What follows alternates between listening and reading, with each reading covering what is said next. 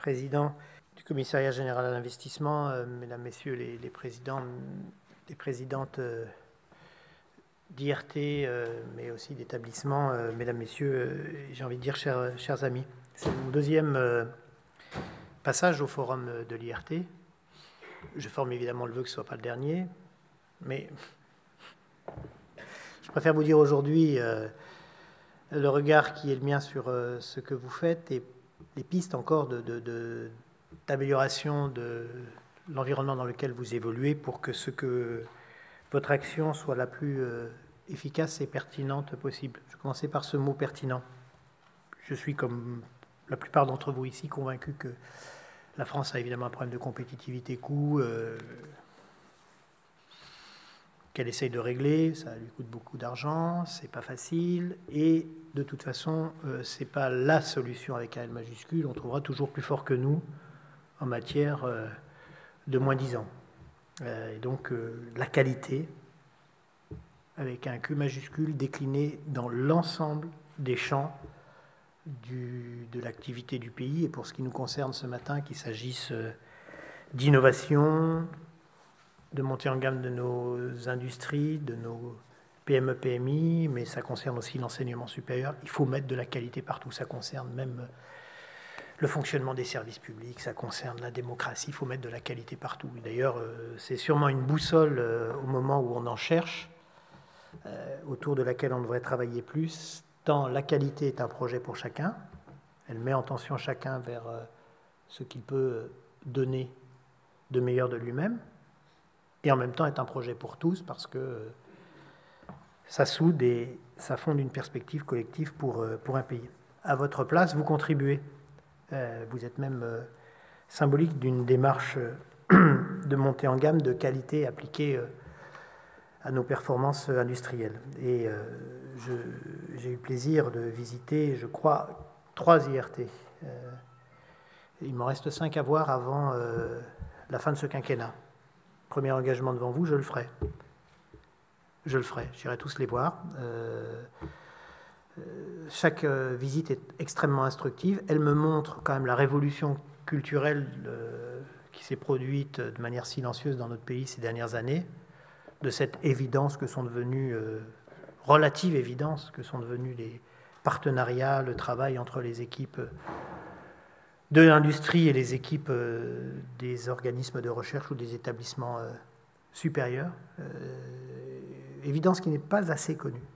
La profondeur de la mutation culturelle du pays ces, disons, 10 dernières années, pour faire rapide et simple, est vraiment une des marques de l'adaptation de la France à ce qui doit être sa stratégie dans la globalisation et n'est pas assez soulignée et connue. Vous êtes les Carnot à leur façon, et le fait que vous ayez signé ce matin une collaboration est particulièrement symbolique.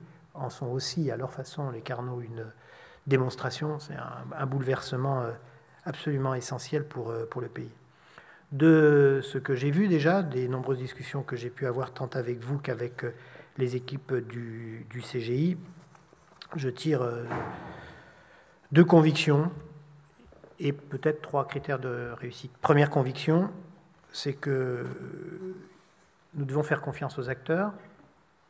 Nous devons, sur un cadre qui a été préétabli, les IRT, laisser suffisamment de fluidité au système pour que les différentes expériences, enfin qui sont plus que des expériences maintenant, les différents projets se développent avec leur personnalité, leur identité. Et ces 8 IRT ne sont pas homogènes, que cela concerne leur intégration dans l'écosystème, dans leur écosystème, qui par définition est spécifique, la nature des forces scientifiques de recherche sur lesquelles ils peuvent s'appuyer, mais que cela concerne aussi les outils juridiques de pilotage de ces structures. La diversité est une richesse. Et deuxième conviction, c'est que l'expérimentation et l'innovation, c'est 2 mots qui se tutoient.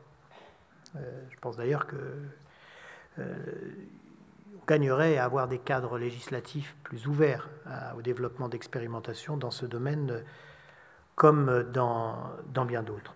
Les critères de réussite sont dès lors évidents à mes yeux et j'imagine aux vôtres. Premièrement, vous êtes des plateformes technologiques, vous faites le pari de la qualité, et le pari de la qualité, c'est une tension permanente, c'est une tension qui n'est par définition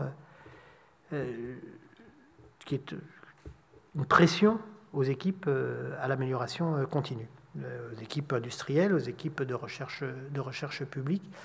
Et ce n'est pas un confort, ce n'est pas une stabilité, c'est une remise en question permanente, c'est de l'esprit critique, c'est la volonté de s'améliorer, d'aller chercher des pistes d'élévation de la compétitivité, des pistes d'élévation du niveau des produits et des services, qui est une tension, encore une fois, difficile à maîtriser, mais que vous faites très bien. La deuxième chose, c'est que la gouvernance des IRT, qui est principalement aux mains des industriels, c'est une très bonne chose. Je sais que dans le monde universitaire, ici ou là, on a eu beaucoup de mal à accepter les IRT de ce point de vue-là, et qu'on a longtemps considéré qu'il y avait des démarches qui prenaient beaucoup à la recherche publique et qui donnaient à trop peu de frais aux industriels. Ces démarches, heureusement, et ces critiques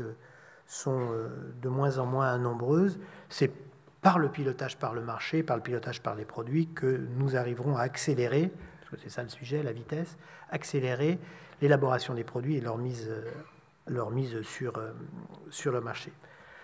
Mais le troisième élément, c'est qu'il n'y a pas d'innovation sans implication d'une recherche publique consolidée dans toutes ses dimensions, des plus fondamentales qui sont le socle des innovations de demain, bien sûr de ces laboratoires, de ces organismes et de ces universités. Et je pense que la France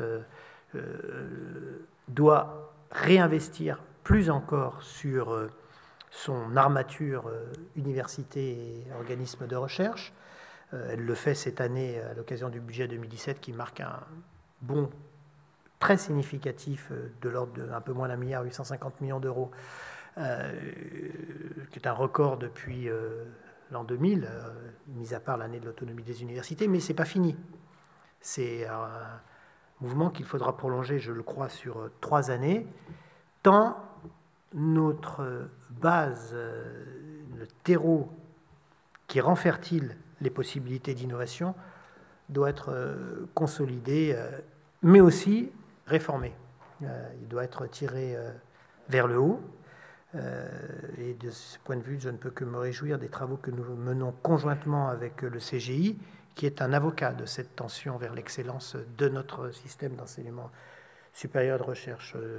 Tout à l'heure, Louis Schetzer vous parlera probablement du futur PIA3, qui contient des outils qui permettent d'élever notre niveau de qualité et d'exigence dans le système universitaire de recherche français. Je me réjouis pour ma part que, quelles qu'aient été les précautions, les invitations à la prudence qui n'ont pas manqué, nous ayons tenu bon sur la réforme des masters, qui très vite dans le cycle universitaire mettra des principes d'exigence et de sélection, parce que organisés, de sélection qui montreront que nous pouvons faire le pari d'un enseignement supérieur démocratisé largement, et ça va continuer dans les années qui viennent, mais en même temps exigeant sur la qualité de ceux et de celles qui le composent. Je vous disais que nous partageons cette philosophie avec le Commissariat général à l'investissement, avec lequel nous avons travaillé étroitement ces derniers mois sur un certain nombre de sujets qui vous concernent, les simplifications, et avec Emmanuel Macron, quand il était encore au gouvernement, les simplifications des règles de propriété intellectuelle, qui sont désormais non seulement en place, mais qui à l'œuvre, création, chaque fois qu'une unité mixte est créée, création systématique d'un mandataire unique, obligation pour les équipes de la recherche publique de se mettre d'accord sur les répartitions de règles de l'API en 4 mois maximum. Et si au bout de 4 mois ils ne sont pas d'accord, c'était à peu près 2 ans jusqu'à maintenant, la durée observée. Partage prorata du nombre de participants des droits de pays. Nous avons beaucoup avancé avec le Commissariat général à l'investissement sur les relations entre les organismes de recherche, les établissements, les universités et les sociétés d'accélération du transfert de technologie. Et pour ce qui concerne les IRT, nous nous sommes mis d'accord facilement sur une philosophie qui tient en quelques préceptes. Premièrement, il faut du temps pour réussir des preuves de concept. Deuxièmement, il y a des besoins de simplification considérables du système et un rendez-vous est fixé sur ce sujet en décembre prochain, donc dans un peu plus d'un mois maintenant, un mois et demi, au cours duquel je prendrai un certain nombre de nouvelles mesures de simplification après les premières qui ont été annoncées et mises en œuvre pour la plupart d'ailleurs au mois de mai. Donc si vous avez des bonnes idées, il ne faut pas laisser passer ce train-là, parce que celui-là, je ne sais pas si c'est chef de gare, mais en tout cas aiguilleur. Après, voilà, vous verrez. Je veux aussi profiter, parce qu'il faut être loyal et clair entre nous, de ce travail de simplification pour bien vérifier les façons dont le crédit d'impôt recherche finance les IRT, pour être sûr que tout ça se fait dans le bon usage des fonds publics qui est indispensable. Troisième principe, permettre aux chercheurs publics de s'impliquer sans faire perdre des ressources à leur université et organismes de recherche. C'est un point difficile, c'est un point qui méritera des traductions concrètes, qui sont, j'imagine, réfléchies, et je le sais, réfléchies au Commissariat général à l'investissement, mais qui sont essentielles. Si les universités, si les IRT veulent disposer des meilleurs scientifiques sur les disciplines qui sont les leurs, il faut que les universités s'y retrouvent. Le modèle initial ne le permettait pas tout à fait, peut-être y a-t-il des ajustements à faire de ce point de vue-là. Enfin, évidemment, quatrième point, offrir aux entreprises les plateformes technologiques, les bancs capables de leur faire gagner des parts de marché, donc les plus performantes qui soient. Bref, ce que je vous dis ce matin en quelques mots tient finalement en un seul. La confiance dans le travail qui est fait par ceux et celles qui sont dans cette salle, qu'ils viennent du monde de l'industrie, qu'ils viennent du monde de l'université ou de la recherche. La confiance parce que autour de ces 8 plateformes se joue une partie de la retonification d'un tissu industriel français qui en a vraiment besoin. Et la retonification autour de cette idée que c'est la montée en gamme qui fera la performance de l'industrie. Et que cette montée en gamme, non seulement elle doit être opérationnelle, elle doit être construite chaque jour, mais elle doit être lisible à l'international. Les débats de ces dernières années ont porté sur le Made in France. Chacun, je ne fais pas de politique, enfin, ça m'arrive, mais c'est stupide. Tout ça est stupide. On sait comment les produits sont produits partout dans le monde. On ferait mieux de se battre pour vendre partout et être animé partout pour la qualité France. Après tout, qu'un produit soit 100% français, qu'il soit 80% français, ce qui compte, c'est que quand on achète France, on sait qu'on achète de la qualité, qu'on achète les meilleurs standards internationaux. C'est ça. Et d'ailleurs, la France, son image qui demeure dans le monde, c'est cette qualité. Et donc, c'est un peu ce que vous faites chaque jour. De cela, je veux vous dire merci. Et de cela, je veux surtout vous dire mon soutien et le soutien du gouvernement.